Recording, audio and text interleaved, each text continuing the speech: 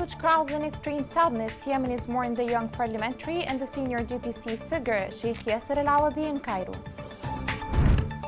The United Nations calls on Houthi rebels to release at once their detained staff in Sana'a.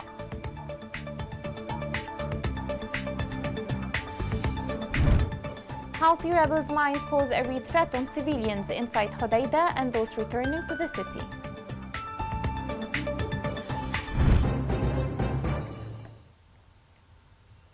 Welcome to Yemen Today TV. This is the English news with me, Roshan Fouad.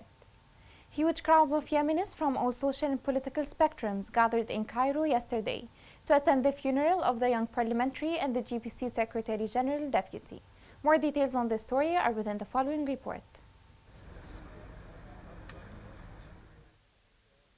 Without any prior notice, the cruel, heartless death has stolen Sheikh Yasser al-Awadi, the young but veteran parliamentary and the Secretary General Deputy of the General People's Conference Party yesterday in Cairo. Huge crowds from different social and political spectrums have come from inside and outside Yemen, gathered in Cairo to mourn and give the last sight on the young deceased politicians. A state of extreme sadness and great pain felt by his friends and colleagues who flocked to his funeral from everywhere. صدمة يعني لا أطيق تحملها. I am shocked. Cannot help losing a young man of this age, and in such a circumstance where Yemen, what Sheikh Yasser al-Awadi enjoyed, may he rest in peace. Yemen needed him and was on the verge of many things to come, whether peace or war. Yasser al-Awadi was one of the men of these stances.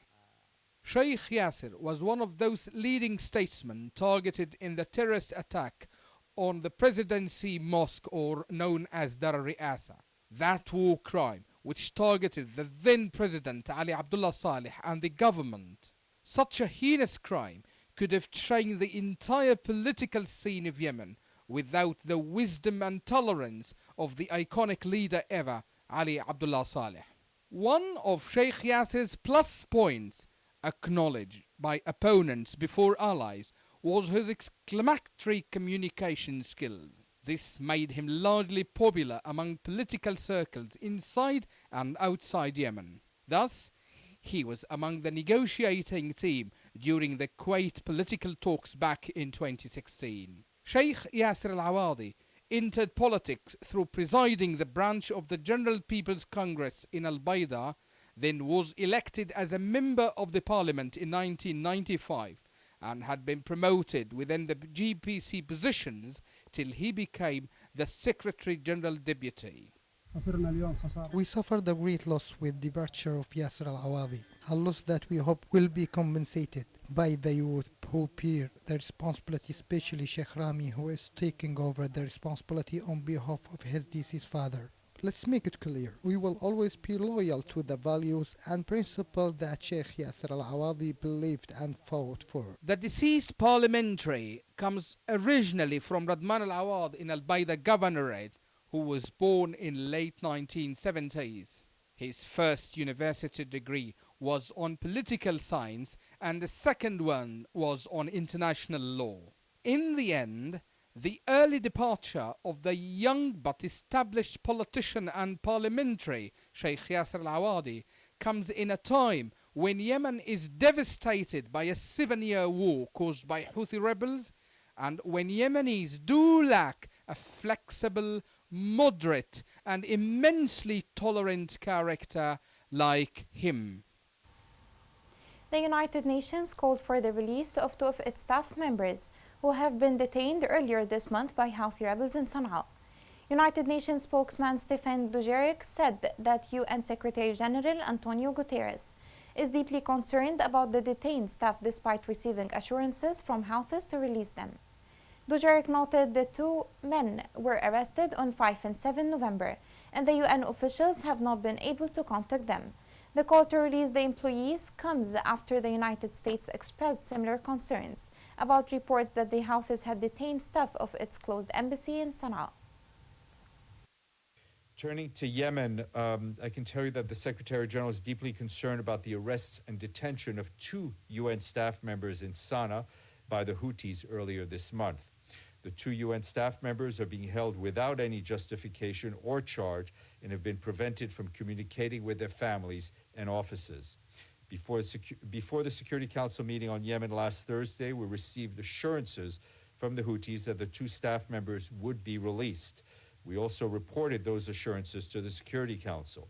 However, as of today, the staff members remain in detention, in breach of UN privileges and immunities, and in direct contravention to the assurances we received last week. We call again for their immediate release. The United States President Joe Biden appointed Stephen Fagan as ambassador to Yemen. According to a statement by the White House, Stephen Fagan is a career member of the Senior Foreign Service, class of Minister Counselor, most recently served as the Deputy Chief of Mission of the U.S. Embassy in Baghdad in Iraq. Prior to that, Fagan was the principal officer at the U.S. Consulate General in Erbil in Iraq. Fagan has also served as the Director of the Office of Iranian Affairs and as the Director of the Office of Regional Affairs in the Bureau of South and Central Asian Affairs. In Riyadh, the Army Chief of Staff, Lieutenant General Saghir bin Aziz, met with the French ambassador to Yemen, Jean-Marie Safa, and the French military attaché to discuss military developments in Yemen. The Chief of Staff praised the French role in supporting the security and stability of Yemen and the regaining statehood and its legitimate institutions, pointing out that the Houthi militia poses a threat not only to Yemen, but to the region and the world. On his part, the French ambassador affirmed the French government's commitment to achieve security and stability and restore the state to all Yemenis, denouncing at the same time the position of the Houthi militia and its insistence on a military solution in Yemen. Turning to Ma'rib, more than 1,000 families have been displaced from southern districts since Houthi rebels' offensive in September. According to a report released by United Nations High Commissioner for Refugees, those families come from Sirwah, Rahaba, Jabal Murad, and Juba. The report added that more than 1,720 families have headed to Ma'rib al-Wadi, coming from Sirwah last week, while over 700 children visited recreational spaces in 5 sites in Ma'rib, constructed by UNHCR's protection partners. Still in Ma'rib, government forces backed by resistance continue taking up fierce clashes with rebels on the southern fronts. Field sources said that fierce battles took place on Harib and Denna fronts. Sources added that government forces defeated a Houthi attack in Harib today. The coalition announced a large-scale military operation for the military objectives of Houthi militia in 4 Yemeni governorates. The coalition said that those rebels' positions are in Sana'a, Damar, Saada, and El Jawf. These sites include workshops and stores from ballistic missiles, drones, and communication systems. The coalition indicated that it targeted a secret facility for experts of the Iranian Revolutionary Guards and the Lebanese Hezbollah, which were involved in the hostile attacks. Turning to Hodeidah, the joint forces cleared strategic areas south of Hodeidah from Houthi coup militia. Field sources said that the battles with the Houthi coup militia resulted in securing the villages of El Mahjar and Dami from the rebels. The sources indicated that the Houthi militia incurred losses in equipment and lives during the confrontations. The International Organization for Migration said that more than 1,000 families have been displaced between 11 and 14 of November in the western coast. The report indicated the majority of internally displaced people, around 895 families, are reported to have fled to El Khoucha district and 129 families to Makha. The organization said it is particularly concerned about the condition of over 1,700 displaced families who remained in 7 areas close to the front lines in El Tuhaita, where humanitarian access has become limited.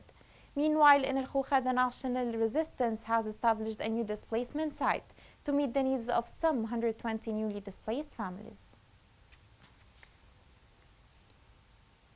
With the latest developments in Hodeidah front, in which the joint forces redeployed troops according to Stockholm Agreement, the main road that connects Hodeidah to other cities has opened. This made hundreds of families come back to their homes again.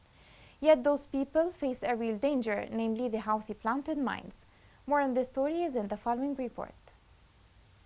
People of Hodeidah face risks of death and disability after returning to their homes after shifting front lines. This is due to explosives and mines that Houthi militia planted in the middle of neighborhoods, at intersections, on streets, and in the vicinity of picnic areas in the coastal city, in a way that the peaceful city has never known throughout its history. Residents of Hodeidah said that Houthi militia removed sandbags and buried trenches that they had created in streets leading to the coast of Ras Kathib, which is the most important picnic area in the city and has been closed since 2018. Houthi militia opened the passage lane for cars in Kilo 16 area, the main entrance to the city and the port, which the joint forces vacated as part of the redeployment plan. Other streets and civilian areas are still full of mines. Warning signs have spread in those areas amid fears from residents, especially families who started returning to those areas that they left more than 3 years ago. People of Hodeidah confirmed that the militias raised warning signs at city entrances and at intersections of streets,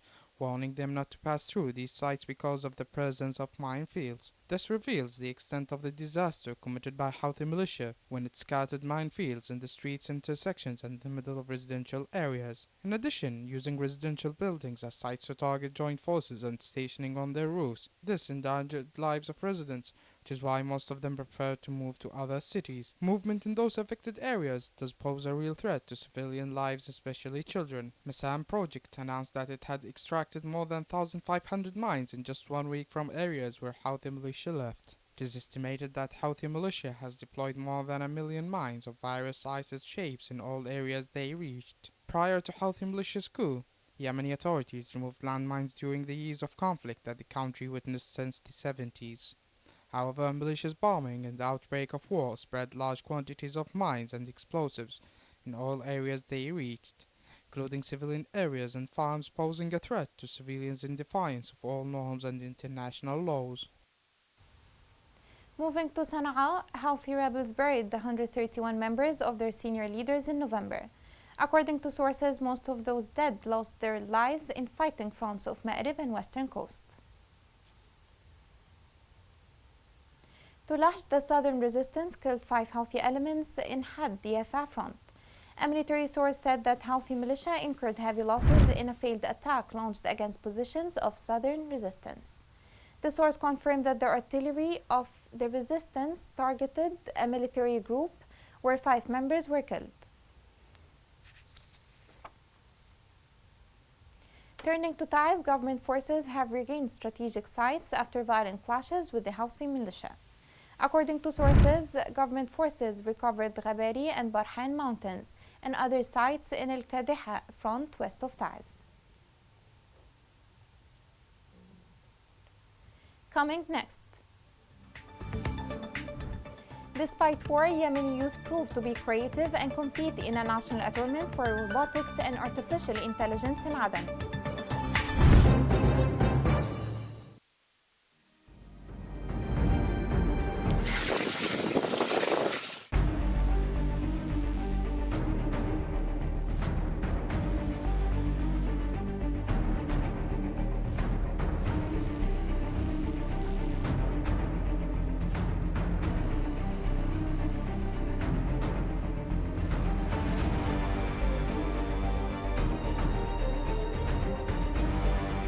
اضطرينا نحن نغادر من ذي وزحنا.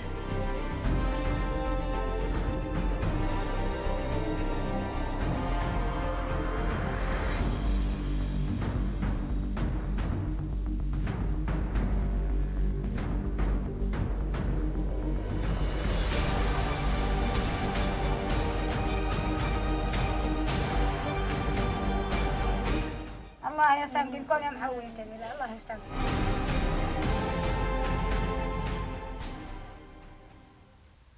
South Africa's MTN Group Limited said it would exit Yemen as the economy pursue its strategy to leave the Middle East and focus on its core operations in the continent.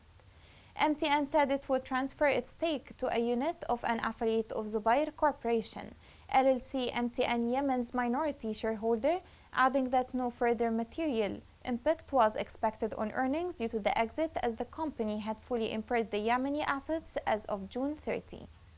MTN Group Chief Executive Officer Ralph Mupita said that the decision to exit Yemen was driven by a need to simplify the portfolio and focus the company's limited sources on executing a Pan-African strategy.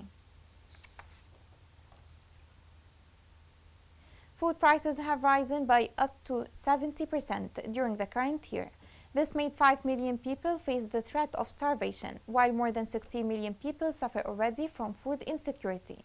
According to a recent report by the World Food Programme, economy in Yemen is collapsed. Salaries for health and education employees remained unpaid. Transfers from abroad stopped, and the value of the Yemeni rial dropped against the US dollar. The program stated that Yemen is on the brink of famine. An estimated 16.2 million people, 45% of Yemen's population, suffer from acute food insecurity even with food assistance. The 7-year war has impacted everything in the country. One important sector that has been damaged is medical facilities. Reports indicate that 50% of the infrastructure of such facilities has been destroyed. The remaining lacks basic equipment. More on this story is within the following report. The health system in Yemen has been extremely weakened after almost 7 years of the conflict.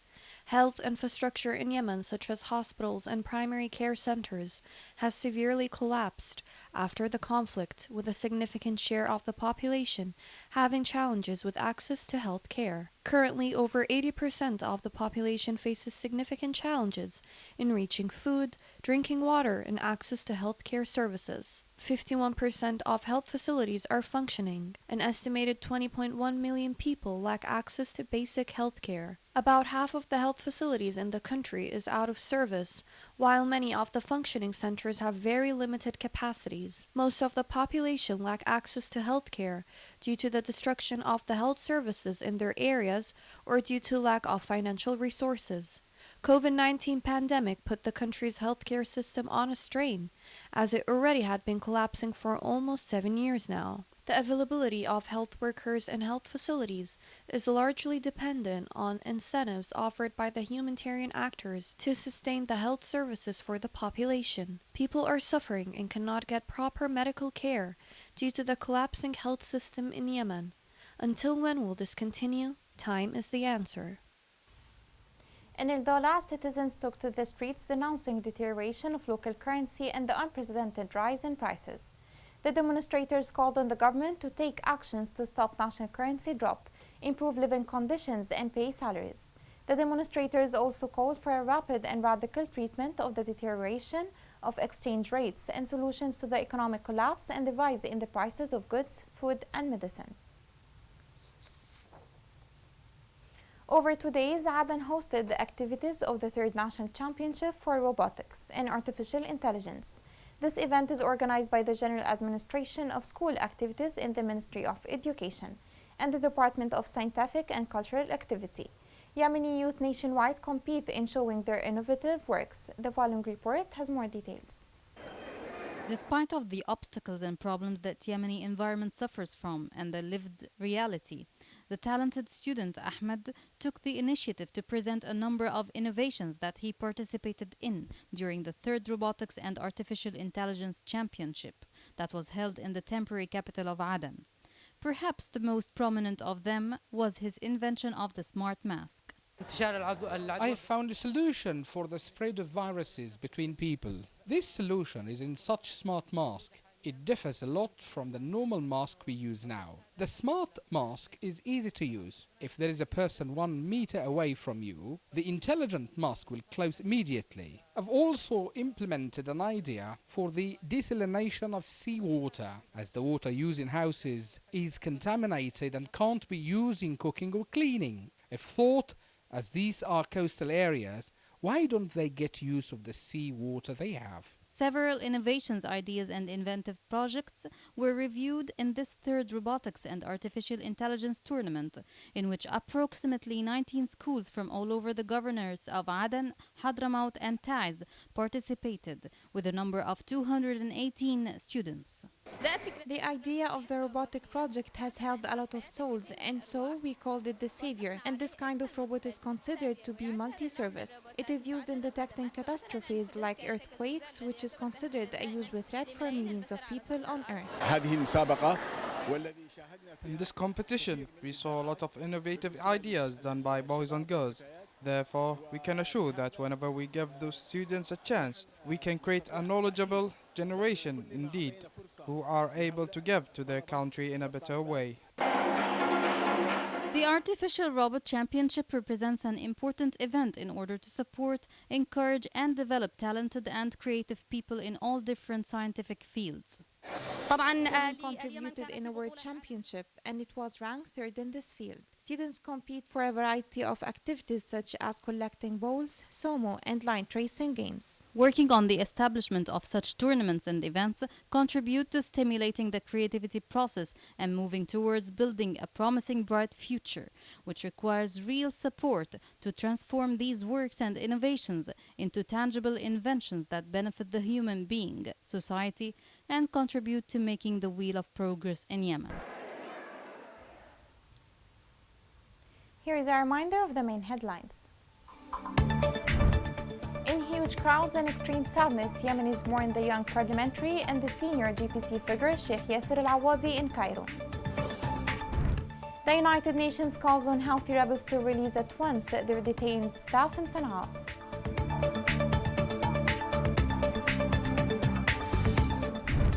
Houthi rebels' mines pose a real threat on civilians inside Hodeidah and those returning to the city.